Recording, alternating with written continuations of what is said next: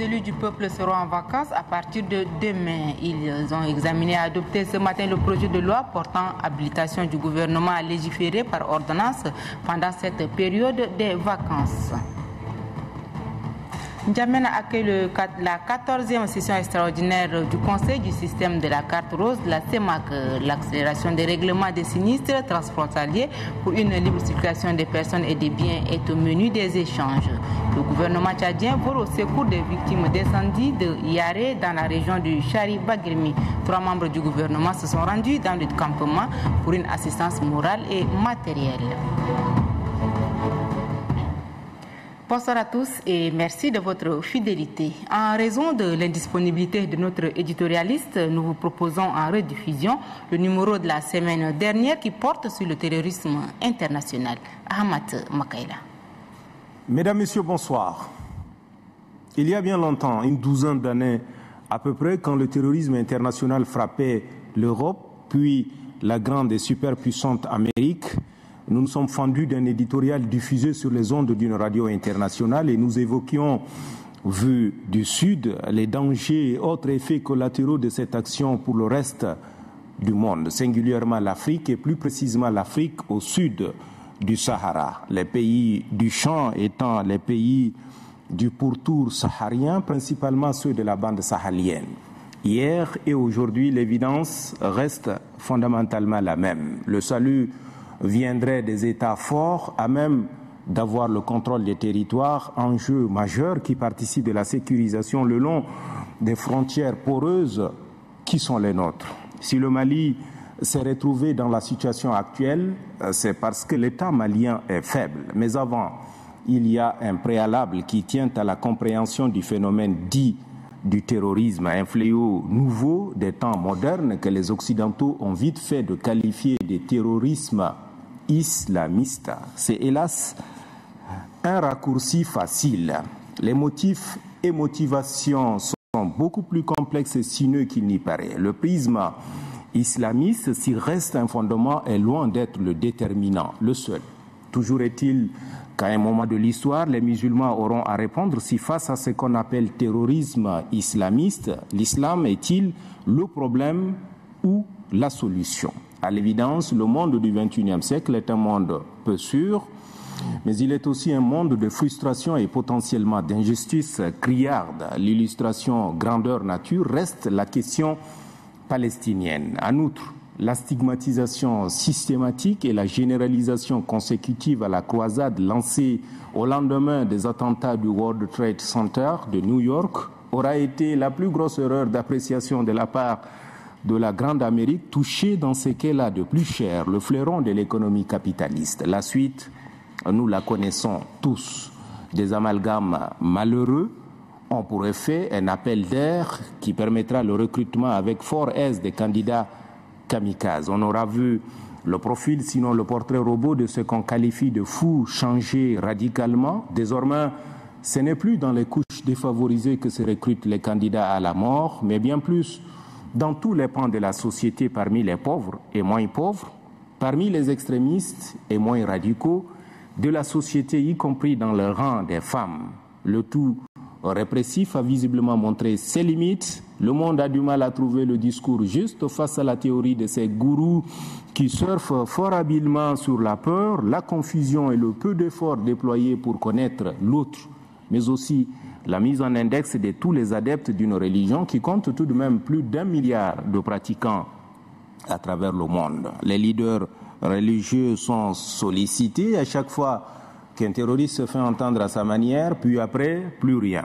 Il faut attendre la prochaine sortie. Aucune stratégie commune inscrite sur la durée, rien ne se fait dans le sens de la formation des consciences des jeunes gens ténaillés par un quotidien de plus en plus difficile, alors que les chaînes satellitaires montrent boucle les images d'un autre monde prospère, suffisant et arrogant, un monde qui se bunkérise. Et en fin de compte, des jeunes gens ni d'ici ni d'ailleurs, sans repère, se retrouvent mains et pieds liés finalement à la merci de tous les extrémistes, y compris religieux, surtout religieux. La religion, dit-on, est l'opium du peuple. Les pays puissants qui régentent le monde, plus prompts à déboulonner les régimes, se montrent très peu pressés pour aider les pays faibles à s'occuper de leur jeunesse, de plus en plus nombreuse, et du fait justement de la mondialisation et de la cybernétique de plus en plus vulnérable et sans défense. Quand finira-t-on par susciter, sinon créer des perspectives pour ces jeunes gens qui naissent au mauvais endroit, par un simple jeu du sort? On ne peut pas s'aimer du sésame et vouloir récolter des haricots. Dieu n'est pas forcément fanatique. Autrement, il aurait créé le monde à l'identique et nous serions tous pareils. Dieu, nous a-t-il pas justement créés différents pour qu'on puisse se connaître et s'accepter mutuellement dans nos différences? Nous vous avons créé en peuple et en tribu pour que vous vous connaissiez. Le Coran, sourate 49, verset 13. Vivement lundi prochain. Les élus du peuple seront en vacances à partir de demain, 4 juin. À cet effet, ils ont examiné et adopté aujourd'hui le projet de loi portant habilitation du gouvernement à légiférer par ordonnance pendant la période allant du 4 juin au 4 octobre 2013. La loi a été votée par 157 voix pour, 0 contre et 20 abstentions. Mohamed Moussa Abamichei. L'Assemblée nationale est en vacances. D'ici le 4 octobre, c'est le gouvernement qui est habilité à légiférer par ordonnance. Les députés autorisent le gouvernement en cette période d'intercession et conformément à la Constitution à prendre des mesures relevant du domaine de la loi. Selon les articles 127 et 129 de la Constitution, les lois organiques et les lois des finances ne sont pas concernées par la présente loi d'habilitation. Selon cette loi, à la fin d'intercession, les ordonnances prises doivent être soumises à l'Assemblée nationale pour ratification avant le délai d'expiration, ce qui éviterait la caducité de ces ordonnances. S'agissant des ordonnances prises pendant les intercessions et qui sont susceptibles d'être frappées de caducité, je pense qu'il y a eu un modus vivendi avec le secrétariat général de l'Assemblée nationale. Et cette question, elle est en passe d'être réglée. Des questions relatives à la situation des députés en détention ont été posées aux représentants du gouvernement qui a apporté des clarifications. C'est une situation qui nous préoccupe, nous également, au niveau du gouvernement. Mais il y a la séparation des pouvoirs qui est prévue dans notre Constitution. Nous avons l'exécutif, le législatif et le judiciaire. Et un pouvoir ne peut pas s'ingérer dans les attributions d'un autre pouvoir. Actuellement, ils sont au niveau de l'instruction et il appartient au juge d'instruction de faire les diligences et de conduire cette information-là dans le plus rapidement possible en s'entourant de toutes les précautions et afin que tout équivoque soit levé. Cette 16e et dernière séance plénière de la première session ordinaire de l'Assemblée nationale a permis aux parlementaires de mesurer le chemin parcouru. Le retour à l'hémicycle est prévu pour le 5 octobre prochain. Au terme de la première session ordinaire de l'Assemblée nationale, le président Haroun Kabadi a prononcé un discours de clôture portant sur le contexte politique et social. Voici un extrait. L'affaire de la conspiration ourdie le 1er mai 2013 contre les institutions démocratiques et la sécurité intérieure de notre pays ne nous autorise pas à commencer par un autre point. L'Assemblée nationale condamne de manière énergique cette tentative de déstabilisation qui intervient à un moment où le Tchad déploie des efforts colossaux pour arriver à son émergence socio-économique en favorisant le dialogue politique grâce à la mise en place d'un cadre de concertation entre l'opposition et la majorité présidentielle afin de renforcer le processus démocratique dans notre pays. C'est le lieu de le dire avec force. L'Assemblée nationale rejette totalement les changements anticonstitutionnels de gouvernement et le recours à la violence armée pour faire valoir des revendications politiques. Cependant, tout en se réjouissant de la décision prise par la justice, qui a ordonné la mise en liberté provisoire de 2 députés soupçonnés dans cette affaire, l'Assemblée nationale souhaite que la même mesure soit élargie aux autres députés qui attendent d'être auditionnés par le juge d'instruction dans le cadre de cette affaire. Je souhaite que la justice dise le droit. Le bureau de l'Assemblée nationale continue et continuera à suivre le dossier judiciaire jusqu'à son terme. Une équipe du bureau de l'Assemblée sera désignée à cet effet pour faire le suivi. De même, l'Assemblée nationale se réjouit du retour au pays d'une partie des forces armées tchadiennes en intervention au Mali. Véritables héros de la liberté et de la paix sur le continent, les soldats tchadiens ont remporté de hautes luttes au nom du Tchad et de toute l'Afrique une victoire militaire mémorable au Mali sur le terrorisme et ses démembrements locaux. C'est avec une très grande fierté que l'Assemblée nationale salue leur retour au bercail.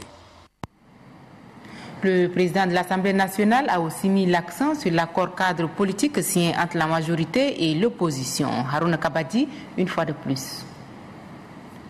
Il y a 2 mois, jour pour jour, la majorité et l'opposition signaient un accord politique qui met en place un cadre de dialogue politique.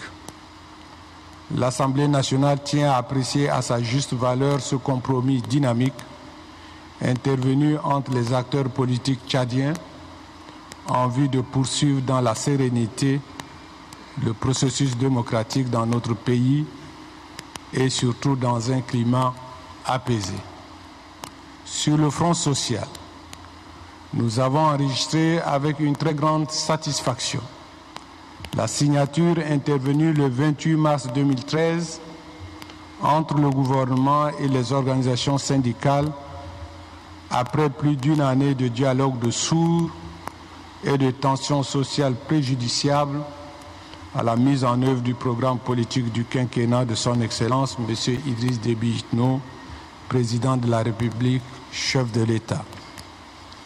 L'Assemblée nationale souhaite que les partenaires signataires de cet accord, à savoir le gouvernement et les centrales syndicales, puissent s'investir résolument dans l'application du dit accord qui a suscité, il faut le dire, tant d'espoir chez les Tchadiens et qui pourrait effectivement permettre, s'il est appliqué de bonne foi et avec rigueur, de soustraire nos compatriotes à la spirale des grèves sèches dans tous les secteurs et plus particulièrement dans les secteurs de la santé et de l'éducation. Nous avons examiné et adopté plusieurs textes de loi, dont 3 de ratification qui s'inscrivent dans le cadre global de la loi d'habilitation par laquelle l'Assemblée nationale autorise le gouvernement à légiférer par ordonnance au cours de l'intersession. Il s'agit essentiellement des textes de forme législative nécessaires à la mise en œuvre des programmes conclus avec les partenaires au développement de notre pays. Dans le cadre de la diplomatie parlementaire, je voudrais relever la participation de l'Assemblée nationale dans les conférences et rencontres parlementaires. C'est ainsi que le président de l'Assemblée nationale a pris part à la 20e Assemblée régionale Afrique de l'Assemblée parlementaire de la francophonie en février 2013 à Malabo, en Guinée équatoriale, et à la 21e Assemblée régionale d'Afrique de l'Assemblée parlementaire de la francophonie du 9 au 11 mai 2013 à Yaoundé au Cameroun. Les délégations parlementaires tchadiennes ont également pris part à une 20aine d'ateliers à l'étranger au cours de la première session ordinaire 2013 qui s'achève. La 14e session extraordinaire du Conseil du système de la carte rose de la CEMAC se tient ici à N'Djamena. Cette session permettra aux membres de retoucher les textes afin de les adapter aux réalités de la zone CEMAC. Noubadoumbaï Talomadi. Dans son rôle d'interface entre les victimes d'accidents survenus dans un pays membre de la CEMAC et l'assureur de l'automobiliste à l'étranger, la carte rose vise à résoudre de façon efficace et soutenue les efforts des autorités de la zone CEMAC et les aider à prendre des mesures qui répondent mieux aux attentes des victimes des accidents transfrontaliers et favoriser ainsi le trafic en zone CEMAC. Les assises ont déjà abouti à des résultats très satisfaisants au regard du volume des dossiers soumis à son examen. La ferme volonté du gouvernement tchadien de voir le système de la carte rose contribuer d'une manière efficace à la libre circulation des personnes et des biens dans l'espace CEMAC est demeurée constante. C'est l'occasion toute indiquée pour le représentant du ministre des Finances et du Budget de rappeler l'importance de la carte rose pour les automobilistes en cas d'accident transfrontalier dans la zone CEMAC. La carte internationale d'assurance des responsabilités civiles automobiles, dite carte rose, CEMAC, devait être créée pour permettre à tout conducteur se rendant dans un pays membre d'être convenablement assuré contre les risques de responsabilité civile encourus du fait des dommages qu'il pourrait causer aux tiers en raison des accidents de circulation susceptibles de survenir dans le ou les pays de destination. Abdoulaye Souleymane souhaite que ces assises puissent contribuer à relever le défi des accidents transfrontaliers et prendre en compte les besoins réels de l'environnement socio-économique des pays membres de la zone CEMAC. Le ministre de l'Action sociale, de la Solidarité nationale et de la famille, Bayong Djibergué Aman Rosine, accompagné de son collègue de la fonction publique, Abdoulaye Abakar, et du secrétaire d'État à l'intérieur, Mahamat Adi Ngoua, se sont rendus à Yare, dans la sous-préfecture du Logon, Ghana, pour compatir avec les victimes d'incendies survenus le 8 mai dernier. La délégation a remis une enveloppe et une assistance matérielle aux victimes. Adam Abdelkader.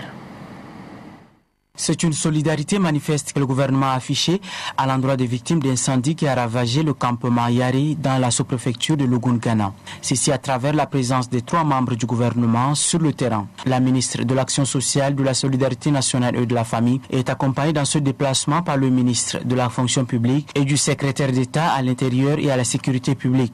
Un objectif bien précis, apporter un soutien moral, financier, mais aussi une assistance matérielle aux victimes de cet incendie. Ce lot de matériel est composé de produits de première nécessité, à savoir les cartons d'huile, les sacs du sucre et du mil pénincillaire. En plus de ces produits vivriers, des nattes, des bâches, des moustiquaires imprégnés et des couvertures leur ont été également remises. Sur le plan financier, une enveloppe d'un montant de plus de 6 millions de francs CFA a été remise à la communauté nomade. Le sultan de Bagirmi-Mbang Adji Oli, la députée Ashta Mahamad Nour et le gouverneur de la région du Chari-Bagirmi, Aléo Adoum, se sont relayés pour adresser leur reconnaissance au chef de l'État Idriss Déby Itno pour cette réaction significative.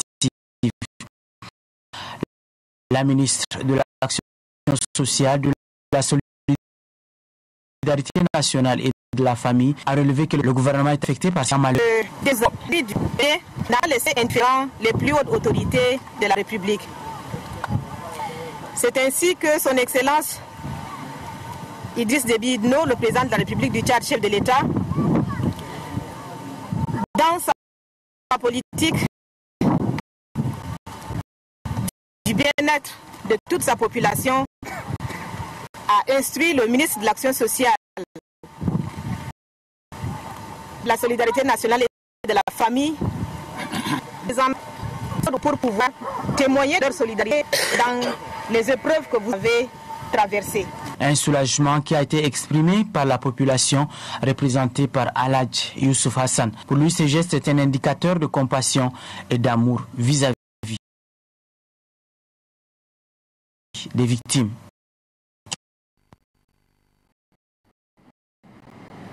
Le coup d'envoi des épreuves cette année, c'est la ville de Moundou qui est choisie pour le lancement officiel des épreuves. Kadouba Théophile est notre envoyé spécial dans la capitale économique. Le voici. baccalauréat de l'enseignement du second degré, jour J, moins quelques heures, dans les différentes des principaux responsables s'activent pour que le mot d'ordre du jury soit respecté. Ici à Moundou, la capitale économique du pays, les 3 présidents du centre d'examen consacrent cette dernière journée à la numérotation des tables bancs, des salles et aux rencontres avec les surveillants, les coordonnateurs, les superviseurs, les secrétaires et autres collaborateurs pour se passer les dernières consignes. Tout est fin prêt pour que le bac commence effectivement le 4 juin 2013. Au niveau de la préparation technique, quoique nous avons presque tout fini, mais la répartition même des candidats, nous avons donc pour les 3 centres disposés 2 centres ici au lycée Adoumdala et un autre centre au lycée technique commercial. Mais tous les candidats de la série G1, G2, A arabe, G3, je m'excuse, A arabe, D arabe vont composer de l'autre côté, ça veut dire au lycée technique commercial. Et ceux de série D entièrement vont être avec nous ici au lycée Adoumdala et une partie des séries A4 qui vont se retrouver aussi de l'autre côté. Voilà donc les préparations. Sur le plan technique, nous on ne se reproche de rien. On ne se reproche de rien. Donc dès demain, le bac commencera effectivement. Outre ces consignes et répartitions, il a été demandé à tous ceux qui sont impliqués dans l'organisation interne de l'examen d'être dans leurs postes respectifs à 6 heures. Toute personne qui accusera un retard au-delà de 5 minutes sera automatiquement remplacée par ceux dont le nom figure sur la liste d'attente. Notons que c'est Moundou qui servira de cadre au lancement officiel du baccalauréat de l'enseignement du second degré, session de juin 2013. Les collégiens et lycéens des classes intermédiaires, quant à eux, sont déjà en vacances. Ils ont organisé une grande fête de fin d'année au lycée technique commercial de Moundou. Des précisions avec Grangacham Irima. Après 9 mois de dur labeur, les lycéens et collégiens de la capitale économique célèbrent la fête de fin d'année. Et c'est le lycée technique commercial qui a été pris d'assaut par les élèves. Filles et garçons rivalisent du savoir-faire dans le domaine d'interprétation artistique.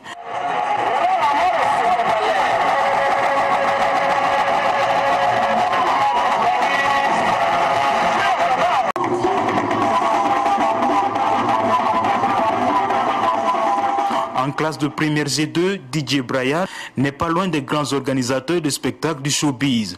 Le thème de sa voix, sa tenue vestimentaire et sa présence sur la scène font de lui un demeure animateur prisé par les fans moundoulais. Nous sommes très reconnaissants aujourd'hui d'avoir au milieu de nous la Téléchat qui nous aide et dans bientôt, je vous assure, cette production sera transmise sur la chaîne que vous connaissez, la Téléchat.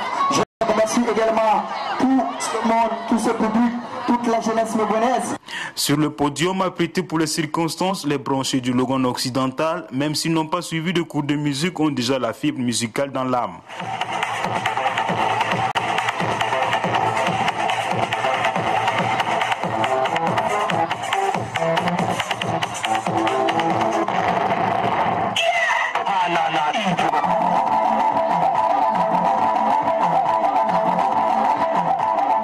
Le public est très enthousiasmé de la prestation des futurs musiciens en herbe de la coquette ville la moundoulaise. C'est un mouvement culturel, ça encourage la jeunesse moundoulaise vraiment à accentuer vraiment sur des dons que l'on peut développer à partir de ces moments précis. Ils l'ont bien quand même organisé. La danse, l'interprétation, les poésies, tout ça. Cela prouve à suffisance que c'est la fin des années scolaires, donc tous les jeunes sont appelés à se regrouper pour dire au revoir pour les années scolaires 2012-2013. Les danses, les interprétations, ils ont quand même fait de leur mieux, quoi, je peux dire.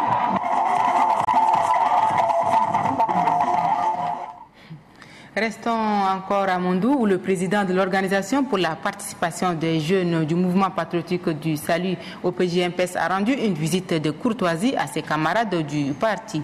Hassan Sila Bakari est allé recueillir leurs doléances et échanger avec eux sur les perspectives d'avenir de leur organisation. Grangacham Irima. C'est une visite d'amitié et de courtoisie que le président de l'OPJ, Organisation pour la participation des jeunes pour le MPS, Hassan Sila Bakari, rend aux militants du Logone occidental. Depuis 1990, le mouvement patriotique du salut est bien implanté dans la vie socio-économique. Le bureau des jeunes éprouve des difficultés présentées par la chargée de communication. Étant le numéro 1, porte issu de la réussite de la jeunesse et le premier avocat, permettez-nous de vous dire que les jeunes du Logone occidental sont abandonnés à leur triste sort.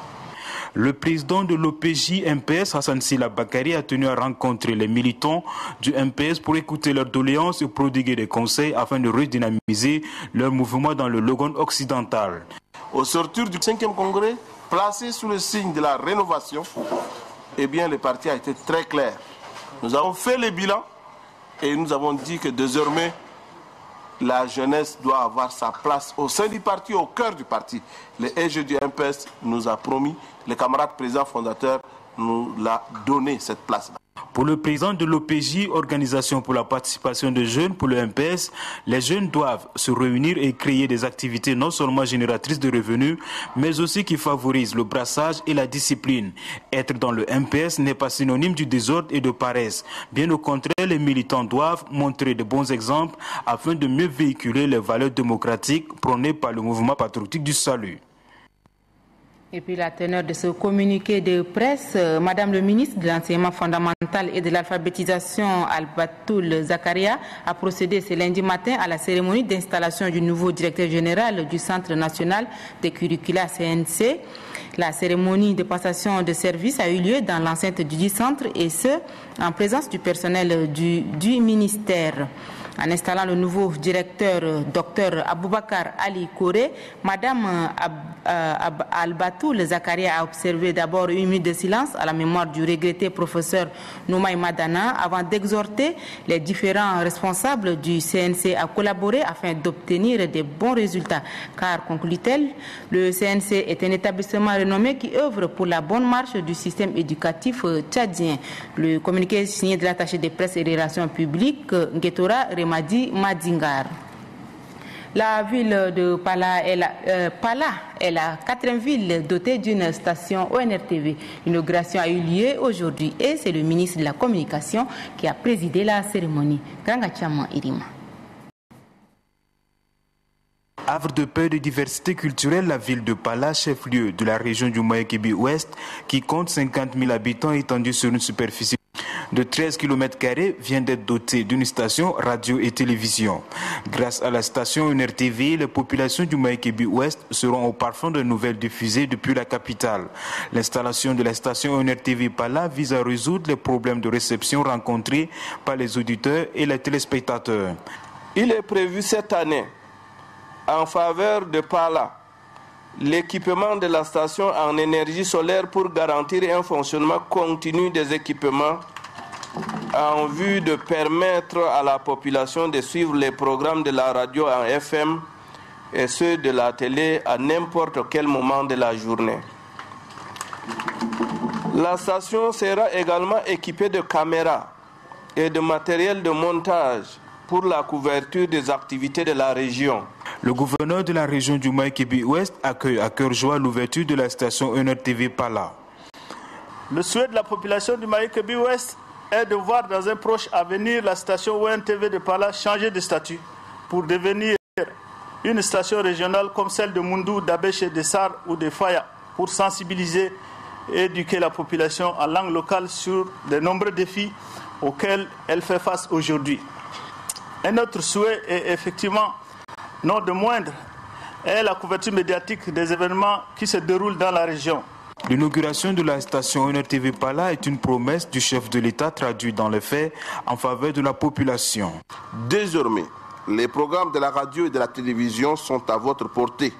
Cette action est à mettre à l'actif du président de la République qui veut que chaque Tchadienne soit informé des actions menées dans notre pays. Après Biltine, Kiabé, Doba, Pala est la quatrième ville qui se voit dotée d'une station radio-télé. Cette politique de désenclavement médiatique de notre pays participe de la volonté des plus hautes autorités de faire en sorte que le Tchad soit présent au rendez-vous de juin 2015 avec le passage au tout numérique. La population du Maïkibi Ouest n'oubliera jamais la date du 3 juin, celle de son entrée dans le Conseil des Nations. Nous sommes très ravis par cette inauguration et ça contribue à un développement pour le Maïkibi Ouest et la ville de Pala. Dans le passé, nous avons eu toutes les difficultés. Et toutes ces difficultés qui étaient tout à l'heure citées par le gouverneur et le maire de la ville de Pala. Et cela va nous permettre définitivement, je crois que nous allons être sur les mêmes ondes que ceux qui sont à N'Djamena ou à Biché ou soit à Sar ou à Mundou. N'écoutez pas la radio du Tchad comme avant, mais maintenant on est content d'écouter ça. Nous sommes contents, c'est tout ce qu'on attendait. On était jaloux, il y avait d'autres villes qui n'atteignaient pas Pala, avaient déjà ça. Et nous aujourd'hui, si on a ça, vraiment on est content. Le président national du parti Al-Nassour, Mohamed Anadif Youssouf, a installé le bureau exécutif départemental, sous-préfectoral et communal de Bokoro dans le département de Dababa. Les 3 bureaux sont composés chacun de 25 membres. Anastasie Bissi.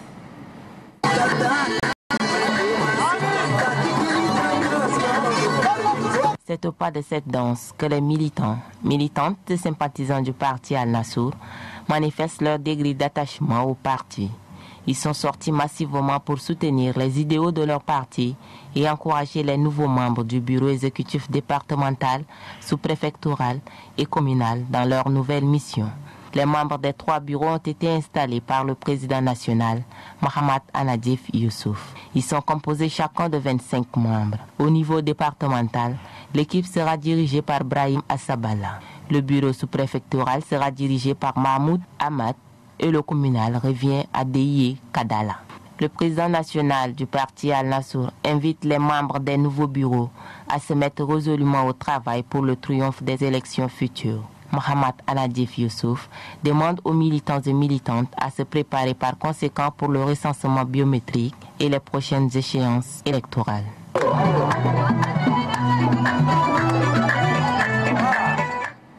Voilà, mesdames et messieurs, ainsi prend fin ce